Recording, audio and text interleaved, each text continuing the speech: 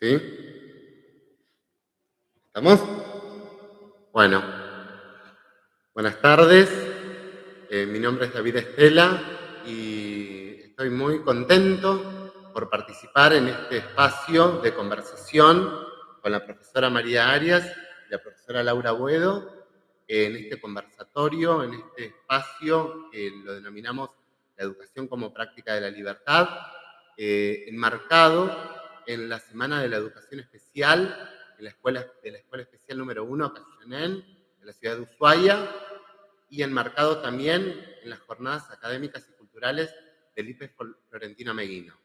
Así que estamos muy contentos de poder generar este espacio de diálogo a partir de empezar a pensar en, en todo lo que ha ocurrido en estos últimos 10 años a partir de la promulgación de la resolución 155 del año 2011. Así es, muy buenas tardes. Como decía David, bueno, mi nombre es María del Carmen.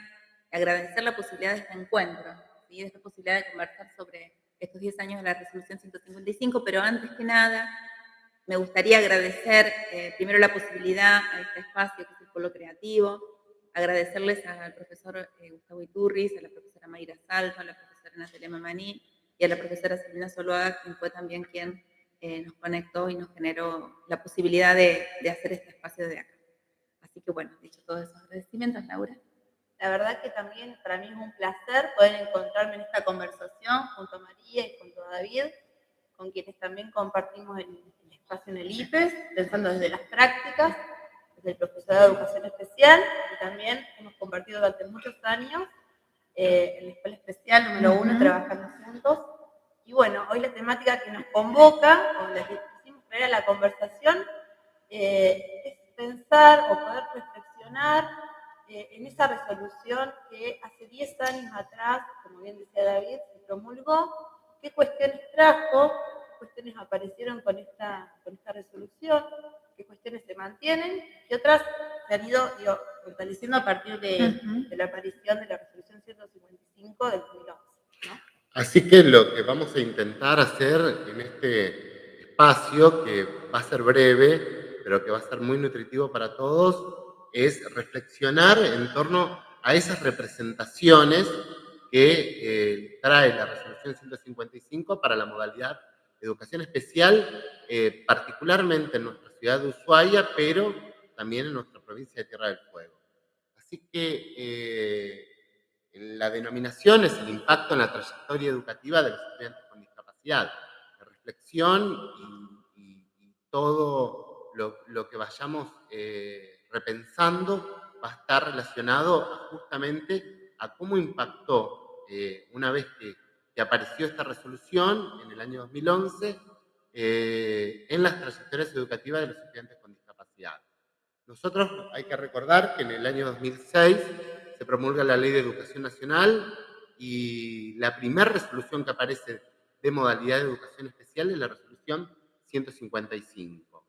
Y esta resolución ha sido nodal en los ámbitos educativos, no solamente en el ámbito educativo de educación especial, como veníamos acostumbrados por ahí con leyes educativas anteriores. Sí, como que es un... Porque en realidad, después de la Ley de Educación Nacional, aparece el documento de orientaciones 1, que viene a, justamente, como la palabra lo dice, a orientar o generar algunas acciones de cómo reglamentar esta modalidad de educación especial, ¿no? Porque, digo, la ley nos plantea o viene a presentar esto a la educación especial como una modalidad del sistema educativo. Y posterior a esto, sí, la resolución 155, que también viene a aportar en relación a la trayectoria educativa, pero también genera ciertas tensiones hacia el interior de las escuelas, sobre todo en las escuelas especiales, ¿no? Exactamente, las tensiones vinieron por todos lados, ¿sí? Dentro del nivel inicial, primario, secundario, y también pensando, ¿sí?, la enseñanza desde las escuelas especiales, ¿sí? Pensando precisamente en estas trayectorias en otros ámbitos posibles, ¿sí?, que si bien la Ley de Educación Nacional lo hace visible, ¿sí?, lo explicita, esta resolución, ¿sí?, organiza algunas cuestiones, ¿sí? Va a ir trazando algunos caminos posibles para pensar las trayectorias educativas de estudiantes con discapacidad en distintos ámbitos que no fuera necesariamente la escuela especial. ¿Sí? Es interesante lo que traes, Laura, porque lo primero que hay que decir es que las trayectorias educativas de los estudiantes con discapacidad fueron acompañadas por la escuela especial, siguen siendo acompañadas por la escuela especial, pero nos faltaba documentación, nos faltaban normativas, un poco de que expliciten cuáles eran las prácticas educativas que se venían llevando adelante, porque si hay algo en que ha impactado, justamente ha sido las prácticas educativas, al empezar a poner en tensión ciertas cuestiones que se venían llevando adelante, como por ejemplo los procesos de integración y los procesos de inclusión. Así que lo primero que nos pareció interesante, como para empezar como a introducirnos en el tema, es justamente el poder pensar que la resolución 155 lo que hace es reglamentaria de la Ley de Educación Nacional e instrumenta esta Ley de Educación Nacional que ya empieza a hablar de que la educación especial es una modalidad dentro del sistema educativo. Y esto ya ha sido un puntapié inicial que lo ha dado la Ley de Educación Nacional, pero que trae y reglamenta esta resolución 155. ¿Qué significa esto? Que transversaliza a todos los niveles y a todas las modalidades. Esto ha sido muy importante porque empieza a ser una normativa que no es solamente para la modalidad, para la educación especial o la modalidad de educación especial, sino que es una normativa aplicable a todos los niveles y a todas las modalidades. Sí, y sobre todo lo que nos trae la 155, bueno, que a 10 años de la 155 y nos ponemos a pensar, empezamos también a tensionar estos conceptos tan fuertes como la integración y la inclusión, ¿sí? Porque la 155 dice, bueno, presenta la integración como una estrategia para la inclusión y la pregunta era, bueno, ¿qué pasaba en ese momento? No había, porque pareciera que hasta ese momento no había procesos de integración en las escuelas de nivel. Y en ese momento sí había procesos de integración. La escuela especial, porque digo, hoy, como hace 10 años atrás, esos procesos de integración escolar, hoy los procesos de inclusión, siguen anclados a las escuelas especiales, en la provincia por lo menos. Entonces, esos procesos ya se venían desarrollando, ¿sí? Pero empezamos como a tensionar a 10 años cuando hablamos de los procesos de integración escolar y hoy hablamos de los procesos de inclusión educativa. Y cómo ahí empezamos como a reflexionar qué lugar tiene ese estudiante como sujeto de derecho en esas trayectorias, porque hablar de procesos de integración tenía que ver con un paradigma y otra mirada, y hoy hablar de procesos de inclusión educativa nos posicionamos desde otro lugar, con otra mirada, con centralidad de la enseñanza, como sujeto de derecho. Exactamente. Me parece bueno también pensar en esto que ya venía aconteciendo, ¿sí? Y que tiene que ver con el reconocimiento de esas prácticas educativas que ya tenían lugar, ¿sí? Que quizás poder pensar desde este nuevo paradigma, desde la resolución 155, porque toma también los aportes de la Convención, ¿sí? Internacional de las personas, de los derechos de las personas con discapacidad, toma los aportes de la ley y toma también los aportes de las instituciones, todos esos proyectos de integración que ya venían de alguna manera artesanalmente funcionando y pensándose en distintos niveles. Entonces, hay un reconocimiento y hay un trabajo que se tensiona a partir de esto que se propone hace 10 años atrás, ¿no? Y que luego va a continuar, porque fue un punto de partida para pensar nuevos aportes que vienen con la resolución siguiente, ¿sí? Que nosotros tomamos como referencia para esta conversación, que es la 311 del 2016. ¿Sí? ¿Cómo ha impactado esto, ¿no?, en las prácticas educativas? Es una pregunta muy fuerte que nos hicimos al pensar en este espacio de conversación, porque las prácticas educativas que se venían llevando adelante parecían no estar diferenciadas a las prácticas educativas que se llevaron adelante después. ¿Qué pasaba? De repente, como explicó hoy María en relación a los procesos de integración, ¿no? Parecía de que estaban abiertos los espacios para los estudiantes con discapacidad, pero nos encontrábamos con ciertos obstáculos en relación a las posibilidades de desarrollos pedagógicos que se venían llevando adelante. A partir de esto, de esta resolución, empezamos a pensar en trayectorias educativas. Esta posibilidad de poder pensar en trayectorias educativas nos dio todo un nuevo horizonte a través del cual uno podía proyectar esas escolaridades, esas vivencias, esas experiencias que los estudiantes con discapacidad podían llevar adelante. Sí, también me parece que es importante que podamos decir que también este 155, si bien habla de los procesos de integración, desde un paradigma de la integración, toma y menciona a la convención, como decías vos, Laura, pero también el modelo social de la discapacidad, ¿sí? Que nos pone como en otro escenario, porque el modelo social de la discapacidad saca la mirada del estudiante, la mirada sobre el déficit, y nos pone nos posiciona en otro lugar. Entonces, recordaba cuando estábamos como en los procesos de integración escolar, como maestras integradoras, como maestros integradores, entonces, ¿qué era lo que buscábamos? Era decir, bueno, a ver, ¿cuál es el diagnóstico del estudiante? Y parecía como que la propuesta pedagógica iba en relación a conocer el diagnóstico. Parecía Claro. que no podíamos proyectar una propuesta pedagógica si no conocíamos el diagnóstico, ¿no? Viene anclado un modelo médico, después porque es muy reciente, del 2006 con la Ley de Educación Nacional, 2011 la resolución, muy poco tiempo, porque para que se generen cambios o transformaciones o todos estos movimientos de paradigma lleva mucho tiempo, nada es tan rápido, lo sabemos, digamos, las normativas aparecen, pero después el trabajo tiene que ser bastante intenso para que se vayan sucediendo los cambios. Entonces, me parece que también el posicionamiento empezó a ser otro, porque estábamos de otro modelo, ¿no? El modelo social de la discapacidad, donde mirábamos el contexto, mirábamos el entorno y de ahí íbamos proyectando una propuesta. Y iba a agregar que además no solo el entorno, sino también la posibilidad de mirarse una como docente y de mirarse la institución puertas adentro, ¿no? Si la institución estaba preparada para alojar o no al estudiante con discapacidad, pensando en este contexto de barreras, también pensando desde la propuesta de enseñanza, digamos, acá entra directamente este concepto que años más tarde nos fortalecimos, ¿sí? Los docentes de educación especial, que tiene que ver con pensar desde la accesibilidad, ¿sí? Pensar en propuestas educativas que sean realmente accesibles y pertinentes para ese estudiante con discapacidad y que a la vez, y voy a retomar un poco lo anterior, que realmente esa trayectoria educativa sea completa, ¿sí? O sea, que ese estudiante, ¿sí? Pueda hacer un trayecto desde el nivel inicial al nivel secundario, ¿sí?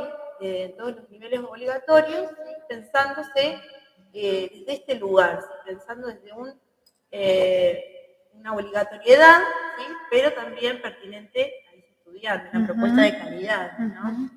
Qué interesante pensar al estudiante con discapacidad como sujeto de derecho, ¿no es cierto? Porque a partir de poderlo pensar como sujeto de derecho es donde se dejan de lado esas buenas voluntades, ¿no es cierto? Que parecerían estar, ¿no?, como ancladas en lo que estaba sucediendo, ¿no? Por un lado, las buenas voluntades de una parte, las buenas voluntades de otra parte, eran lo que lograban de que en una determinada escuela se pudieran suceder, se pudiera generar un espacio, pero ese espacio que se daba era solo un espacio y no una trayectoria educativa que se llevaba adelante. Así que es empezar a pensar en esos primeros 3 puntos, ¿no es cierto? Uno, de la educación de calidad, del acceso a la educación obligatoria y la igualdad, inclusión y la no discriminación que marcan la 155 como los 3 puntos y los 3 ejes de los sujeto de derecho, me parece como muy importante para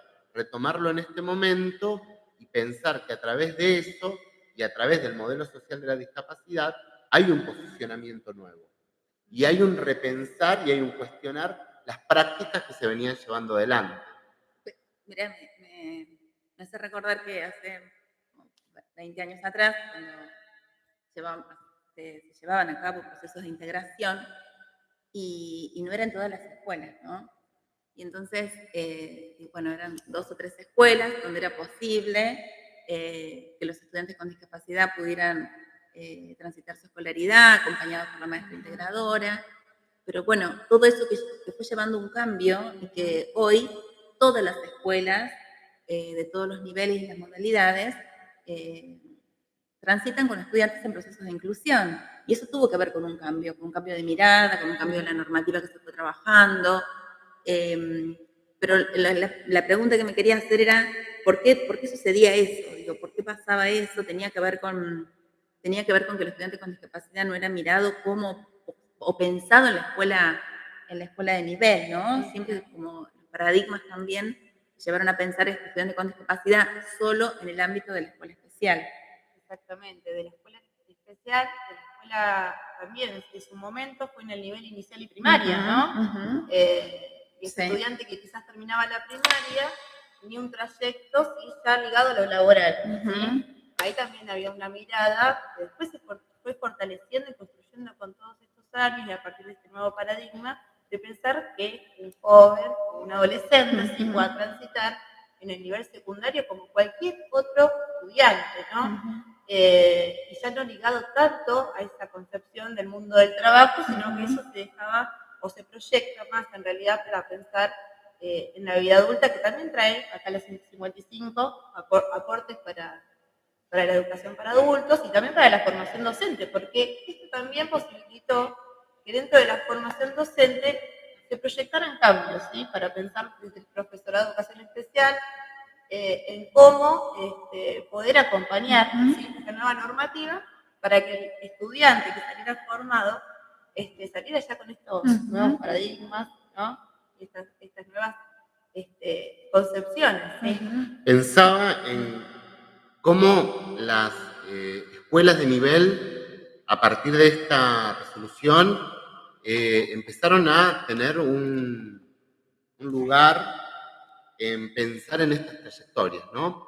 Porque pareciera un poco de que lo que sucedía anteriormente tenía que ver con un poco nada más que con la educación especial y el entorno de la educación especial. Como dijimos anteriormente, esta resolución empieza a llevar algo más para que se puedan pensar colaborativamente y después lo podemos pensar más categóricamente con la resolución 311, pero digo, empieza a pensar e involucrarse con los niveles educativos para que esas trayectorias educativas que decimos, estas trayectorias educativas completas, empiecen a pensarse de manera conjunta. Entonces, es involucrarse, esa corresponsabilidad que después trae la 311, pero que digo, ya empieza a tomar fuerza acá en la 155, empieza a pensar justamente en eso, en cómo poder pensar en ese estar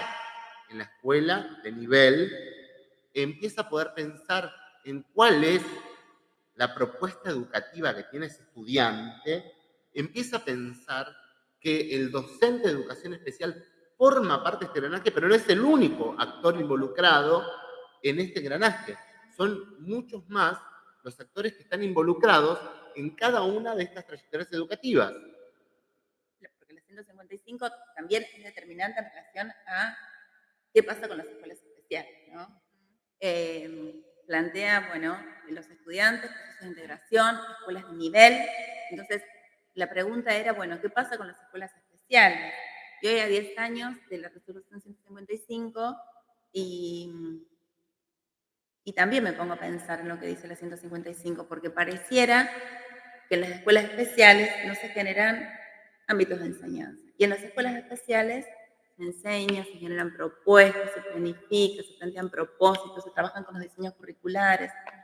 Porque también algunos estudiantes transitan en las escuelas de nivel, porque uno va evaluando, va pensando, va trabajando con la familia, va escuchando al estudiante, ¿no? Porque acá también algo que tenemos en cuenta, cuál es el deseo, cuál es la voz de la familia, qué es lo que quiere ese estudiante. Hay estudiantes que plantean que no quieren ir a la escuela de nivel o porque transitan algún tiempo en la escuela de nivel y no se sienten tan bien o tan alojados, ¿no? Y entonces eso también es importante poder escucharlos, son estudiantes que finalmente deciden como volver a la escuela especial. Y la pregunta es, ¿qué está pasando? ¿Qué pasa con las escuelas? Porque pareciera, o en algún momento nos corrió, ¿no? También los que hace muchos años que estamos en el ámbito, pensamos que, o imaginamos que este 155 venía a traer algo como cerrar las escuelas especiales, ¿no? Esa fue una de las grandes tensiones, que yo creo que todavía un poco, sigue ahí en vilo, ¿no? Esa tensión. ¿Qué pasaba con las escuelas especiales? Se cerraban, se diluía la especificidad nuestra como profesora de educación especial. ¿Qué rol íbamos a ocupar dentro de otros ámbitos, ¿sí? Que se empezaban a encauzar, ¿sí? Esas fueron preguntas que también nos hicimos como docentes, preocupaciones. A ver, yo creo que todos los ámbitos educativos se han revolucionado a partir de ese año 2011-2012 con estos mismos interrogantes. ¿Sí? ¿Qué va a pasar? ¿Todos los estudiantes con discapacidad van a ir a la escuela de nivel primario, de nivel inicial o de nivel secundario? ¿O vamos a pensar, y ahí tenemos un poco esto de poder pensar en la singularidad, en las trayectorias, en la complejidad de las trayectorias, ¿sí? En los apoyos, que es uno de los conceptos que también tomamos de la convención, pensar en estos apoyos que quizás a veces pueden estar facilitados de alguna manera solo en la escuela especial y a veces no. O sea, porque acá no podemos generalizar, estamos pensando en trayectoria, estamos pensando siempre en un estudiante, con un nombre, con una historia, ¿sí? Bueno, pero cuando ahí pegadito a lo que decís, digamos, pues, pensado, lo primero que apareció fue justamente esto, se cierran las escuelas especiales, ¿no? Entonces se tensionaban muchas cosas. Por un lado se tensionó, y bueno, entonces, ¿cuál es el rol de la educación especial? ¿No? Un rol que fue repensándose en todos estos años, en estos 10 años, siguió repensándose ese rol de las escuelas especiales, ese rol de la modalidad de educación especial, ese rol del docente de educación especial. Nosotros tenemos muchas cuestiones todavía a seguir analizando al respecto. Me parece que todavía tenemos que seguir pensándonos en relación a justamente, por ejemplo, el rol del docente de educación especial en los procesos de inclusión, ¿no? O el rol del docente de educación especial en lo... Gracias, empiezan a llegar los mensajitos. Este rol del docente de educación especial también en los ámbitos de sede, porque si hay algo de que se ha podido construir, ¿no? En este tiempo, es estos dos ámbitos, ¿no? En vez de pensar en ese cierre de escuelas especiales, se amplió la oferta educativa en relación a las escuelas especiales. Y un poco se abrió esto. Primero, el poder pensar de que la intervención de la educación especial no necesariamente tenía que traer aparejado el hecho de que concurra la sede de escuela especial. Eso es por un lado. Y por otro lado, o sea, hablando de procesos de inclusión, y por otro lado, el tener el lugar sede desde donde también ciertos estudiantes con discapacidad podían llevar adelante su trayectoria educativa. Claro. Pensaba ya tantos años que vengo recorriendo este camino y pensaba qué importante que es cuando aparece algún documento, alguna resolución, qué importante que se pueda trabajar hacia el interior de las escuelas, ¿no?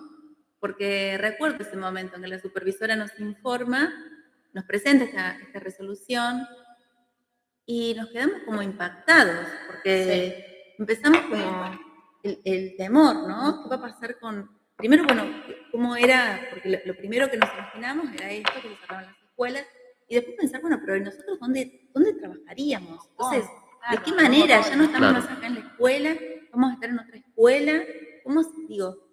Y esto pasó hace 10 años, ¿no? Y seguimos trabajando y se siguen generando propuestas en el interior de la escuela, se siguen generando propuestas por fuera de las escuelas con los procesos de inclusión, pero digo, qué importante que es cuando se generen este tipo de documentos, este tipo de resoluciones, donde todos estamos involucrados, ¿no? Qué importante es poder dar estos espacios de trabajo y articulación y de conversación entre todos los docentes de las escuelas de nivel, los docentes de las escuelas especiales, los supervisores, los equipos de gestión, porque estoy segura que la idea de la discusión, del intercambio, de la articulación de ideas, construye y también uno va trabajando con el otro, ¿no? En el compromiso con el otro, en la tarea de corresponsabilidad, ¿no? En el pensar juntos. Es más fácil. ¿Sí? Y además también voy pensando esto de esta construcción, porque siempre vamos pensando en este lugar de poder construir entre escuela especial, escuela de nivel, entre los distintos actores involucrados, ¿sí? Que acompañan la trayectoria de un estudiante con discapacidad, pensar en estos acuerdos, ¿sí? Pensar desde qué posicionamiento estamos pensando ese sujeto, si realmente todos estamos pensando que es un sujeto de derechos, si estamos pensando todos desde la centralidad en la enseñanza, ¿sí? Y que se puedan hacer acuerdos a modo de conversación, de reconocimiento y de construcción de ese saber pedagógico que ya existe, ¿sí? Que a veces solo hay que poder ponerlo en diálogo, ¿sí? Poder tensionarlo, poder encontrar, tener momentos de encuentro, porque lo más valioso en la tarea docente es el encuentro con el otro, con la mirada del otro. El docente del nivel inicial, nivel primario, nivel secundario, el profesor tiene un saber ahí muy importante, ¿sí? Y nosotros tenemos otro saber que tiene más que ver con lo específico y que lo interesante de esto es poder trabajar juntos, ¿sí? Es lo que siempre pedimos, decimos, queremos y bueno, me parece que también y que aparte la 155, cuando en uno de sus articulados plantea, ¿no? Esto de la posibilidad de trabajos conjuntos, ¿no? Entonces, nada, fui parte de la historia y me acuerdo que en ese momento no fue posible generar eso. Por eso nos generó tantas ideas de lo que podía suceder, pensando representaciones, ¿no? Eso que nos parecía, por lo que decían, por lo que pasaba.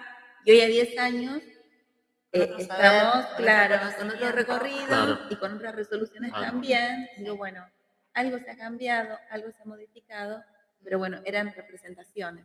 Claro, digo, representaciones que todavía existen, ¿no es cierto? O sea, digamos de que todavía estamos en proceso. Para mí, digamos, uno no deja de estar en proceso, ¿no? O sea, todavía existe, digamos, este modelo, el modelo, decimos que hoy estamos posicionados de un modelo social de la discapacidad, pero coexiste con un modelo médico. Digamos, estamos coexistiendo en estas cuestiones. Estas tensiones que en su momento aparecieron en torno a las representaciones, como por ejemplo el del cierre de las escuelas especiales, las tensiones laborales que, digamos, estaban muy claramente el de decir, bueno, ¿cuál era el rol del docente de educación especial? Si desaparecían las escuelas especiales. Bueno, todo esto sigue existiendo, digamos, y uno sigue preguntando muchas veces, por ejemplo, ahora, tensiones en relación a, no sé, al nivel secundario, tensiones en relación a qué pasa, digamos, con las propuestas pedagógicas, tensiones a quién lleva adelante las planificaciones. Bueno, tensiones de que, por supuesto, siguen estando presentes y la idea es generar estos espacios de diálogo y de construcción conjunta. Me parece que si hay algo, bueno, algo más, ¿no es cierto?, que nos trae este posicionamiento como modalidad, ¿no?, y transversal al nivel, es esta posibilidad de construcción conjunta, esta posibilidad de encontrarnos en el diálogo, encontrarnos en la diferencia y el poder construir juntos algo. Acá tenemos un mensaje de Catalina Casanlet, muchas gracias. Dice, se empieza a requerir un compromiso de la escuela de nivel. Ya no es un alumno del especial en la escuela, ¿no? Es un poco lo que decíamos, gracias. Un poco lo que decíamos, justamente esta posibilidad de el poder pensar juntos, ¿no? El poder implicarnos en la tarea. Sí, sí, sí. Es así. No es posible si no es un trabajo conjunto. No es posible porque si solo es una tarea de la maestra de apoyo a la inclusión y si es estudiante solo de la maestra de apoyo a la inclusión, no hay un trabajo corresponsable, no hay un proceso de inclusión. Ese estudiante con discapacidad es matrícula de la escuela de nivel, ¿sí? Y que con la intervención de la modalidad va a recibir los apoyos atendiendo a la singularidad de ese estudiante. Pero bueno, dando respuesta a Catalina. que decía Catalina, que requiere, claro que requiere un compromiso, un acompañamiento, una responsabilidad, porque bueno, bien lo decimos siempre, ¿no? El trabajo corresponsable. Sí, el siguiente punto que nos parecía interesante abordar es intensificar la enseñanza, el miedo y la incomodidad. Y nos planteamos como a partir de esta mirada posibilitadora, ¿no? Cómo a partir de esta mirada posibilitadora, de esta mirada que ya no piensa en el déficit del otro, en esta mirada deficitaria del otro, sino en esta mirada desde las posibilidades, desde una persona, no solamente por ser una persona de derecho, sino a partir de mirar, de esta mirada, como dice Carlos Esquina, esta mirada de igualdad, ¿no? Esta mirada a partir desde la igualdad, ¿no? A partir de que el otro es un igual a mí, ¿no? A partir de eso, ¿cómo podemos construir en el aula? Sí, también, y la maestra Clear, digo, y también la 155 nos hace pensar en relación al concepto de diferencia, ¿no? De lo diferente. Lo diferente siempre como en esa mirada o esa connotación negativa, acá nos pone en otro lugar, ¿no? Cómo valorar eso diferente, porque en realidad todos somos diferentes. Entonces, la mirada es en él, cada uno. Esa diferencia que aporta, y aporta sin duda a enriquecer, como siempre decimos, las propuestas de enseñanza que se piensa para un estudiante con discapacidad, o esos apoyos, o esa determinada configuración de apoyo, que después termina siendo de enriquecimiento para todo el aula, o sea, para los compañeros de ese estudiante, y que tiene que ver con pensar, y ahí casi que nos corremos a la 311, en pensar en esa diversificación curricular, ¿sí? Empezar también la enseñanza desde otro lugar, desde otro paradigma la enseñanza, ¿sí? Y que también nos tensione un poco como docentes, decir, bueno, a ver, esta propuesta, ¿sí? Es para todos, es accesible, es interesante. Acá también creo que la mirada del docente hacia la propia práctica es clave, ¿sí? Para poder acompañar la trayectoria de un estudiante con discapacidad, pero de cualquier estudiante, no solo con discapacidad, ¿no? Y digo, hay dos puntos además que el poder pensar desde el modelo social de la discapacidad nos trae. Uno de ellos es la posibilidad de pensar en cada uno, ¿no? En la subjetividad, en la particularidad, ¿no? Esto de corrernos, ¿no? De la pedagogía basada en un diagnóstico, ¿no? El poder pensar en cómo es la trayectoria de esa persona, de que están involucrados no solamente cuestiones de índole curriculares, sino cuestiones de múltiples variables. Y por eso pensamos en estos términos, a partir del modelo social de la discapacidad, pensamos en términos de barreras, ¿no?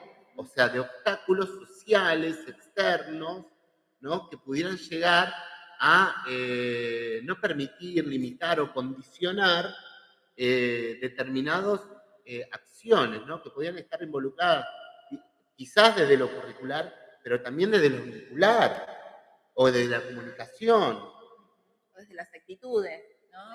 Esto que decimos, bueno, cómo fuimos también tensionando esta mirada o este foco que hacíamos en el aprendizaje. Bueno, el ritmo de aprendizaje, no tienen buen ritmo de aprendizaje o no no se motiva, ¿no? Cuando nosotros planteábamos esos informes del estudiante poniendo todo en lo que no podía, ¿no? El foco en lo que no podía. Entonces, digo, eso nos llevó a otra mirada, poder pensar, bueno, ¿qué le voy a ofrecer yo al estudiante de acuerdo a sus posibilidades? Bueno, lo que decía recién Laura, bueno, mirar la centralidad de la enseñanza, de la diversificación curricular, bueno, de qué estrategias voy a implementar, cómo voy a andamiar esta propuesta, cómo voy a generar esos apoyos, ¿no? Y además, digo también, porque la atención, ahí aparece otra atención, digo, cuando pienso en cada uno, aparece la atención de pensar en un grupo, digo, estoy pensando en un estudiante, en una determinada trayectoria, pero también estoy dando clases o realizando una propuesta para un determinado grupo, entonces pensar en esa atención de la singularidad y de lo grupal, que es, digamos, donde pensamos que se enriquece la propuesta, ¿sí? No podemos pensar una trayectoria de un estudiante determinado, sí, accesible, pensada en su singularidad y demás, pero aislado, digo, del grupo, aislado de ese contexto, ¿sí? Porque tampoco estaríamos proponiendo algo de calidad, ¿sí? Tampoco estaríamos proponiendo algo también desde el lugar de derecho, ¿no? O sea, pensando que esa trayectoria tiene que poder hacerse posible en un entorno donde ese otro pueda socializar, donde pueda intercambiar, obviamente con los apoyos ¿sí? que requieran, ¿no? Esa figura era bastante común, digo, la de aislarse, Atrás, ¿no? era bastante común, pero digo en los procesos de integración, ¿no? Parecía de que ese estudiante con discapacidad tenía un lugar, una silla, en donde podía ir, pero claro, pero tenía su seño que lo acompañaba, ¿no? Y que no era la seño del grupo. Entonces empezamos a pensar en otra dinámica ahora, ¿no? Empezamos a pensar de que ese estudiante forma parte de ese grupo. Y cuando ese estudiante no forma parte de ese grupo, significa que hay barreras que están presentes que no permiten la accesibilidad a distintas propuestas que se llevan adelante en ese grupo. Claro, y estaba pensando cómo se pueden ver, ¿no? Esa transición de paradigmas, porque en ese proceso de integración sucedía a veces que lo sacábamos al alumno del aula y íbamos a trabajar con el alumno solo porque consideramos que ese espacio individual. Digo, y hoy esa propuesta que también se da ese espacio individual, con que ofrecer aportes y más específicos, pero sucede en el contraturno. Claro. ¿Sí? No se lo saca al estudiante del grupo del aula, sino que ese apoyo se hace en contraturno, ¿no? Digo, acá se ve claramente cómo... Yo creo que para poner en valor tiene que ver, o pudo ser posible, en la medida que lo fuimos mirando, ¿no? Como docentes. Porque fuimos mirándonos. Y quizás hoy, a 10 años, nos parece cosas descabelladas o tan alejadas. Y hay una construcción que tiene que ver y está enlazada íntimamente a la reflexión. O sea, yo creo que no hay avance sin reflexión, el que podamos mirarnos para atrás y decir, bueno, no, en esa época el docente sí, trabajaba por fuera del aula,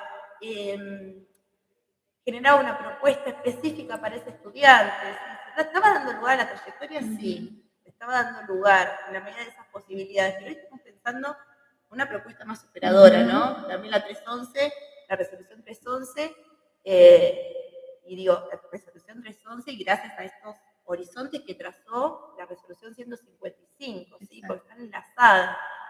Quizás algunas cuestiones pendientes que hoy conversábamos, que había dejado la 155 se fortalecieron a partir de la resolución 311, 5 años después, no mucho más, ¿sí? Y estamos hablando del año 2016, o sea que también hacemos una mirada al pasado en la 311 y seguramente se van a dar cuestiones que se van a por fortalecer, supuesto. y esperamos que así sean también. Por supuesto, y cómo ha ido pensándose también, digo, en este sentido, la escuela especial, porque en la escuela especial está el servicio de integración, ¿no? Y ese servicio, con ese nombre, claro, el significante integración, digamos, cómo ha podido ir pensando también y repensándose, digamos, cómo ha ido en esta construcción de pensar un servicio de integración, un servicio de apoyo a la inclusión, y en esta representación social que en un momento dado tenía la maestra integradora, a pensar en una maestra de apoyo a la inclusión, ¿no? O sea, estas transformaciones a partir de las prácticas educativas, una vertiente son las prácticas educativas, otra vertiente ha sido las normativas, como ha sido esta normativa, la 155, pero también otras vertientes han sido los lineamientos teóricos que sustentaron de que se hayan podido pensar en estos cambios de denominaciones. Estos cambios de denominaciones que todavía por ahí, en algunos puntos, en nuestra provincia, nos falta todavía como fortalecernos y seguir pensándonos desde esos lugares, son los que se vienen llevando adelante, con muchos esfuerzos, ¿no? Con muchos esfuerzos, digo, pero cuando hoy decimos un proceso de inclusión, cuando hoy decimos un docente de apoyo a la inclusión, lo decimos con mucha seguridad, porque estamos trabajando desde ese posicionamiento, desde ese lugar, y bajo esos lineamientos teóricos, normativos y prácticos.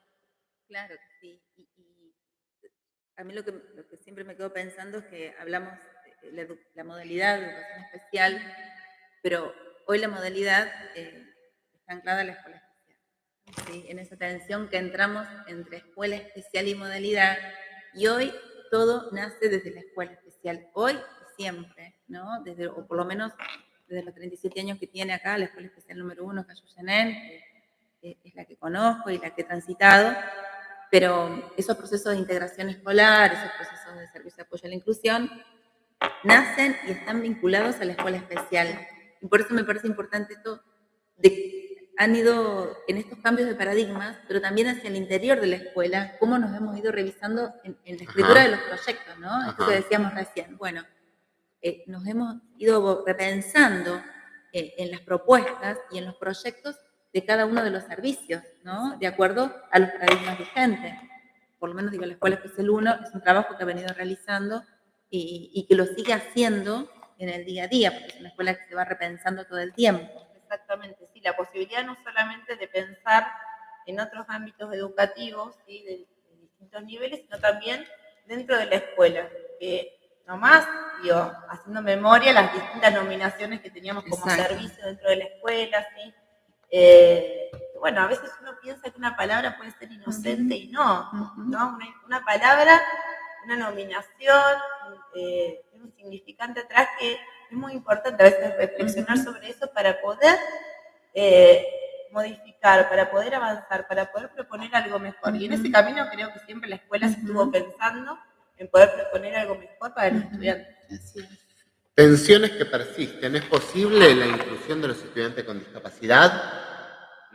¿Se consideran las trayectorias reales en todos los niveles educativos? ¿Cuál es la centralidad de la escuela especial? Bueno, cuántas cosas, ¿no? ¿Cuántas preguntas?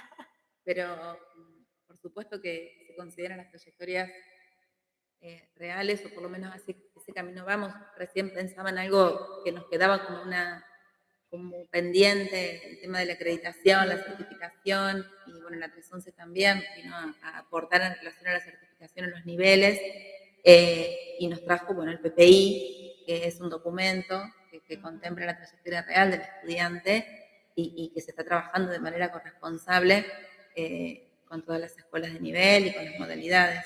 Porque hay cuestiones que hay que decirlas, me parece, en relación a que los procesos de acompañamiento de estudiantes con discapacidad en todos los niveles educativos se da desde muchísimos años.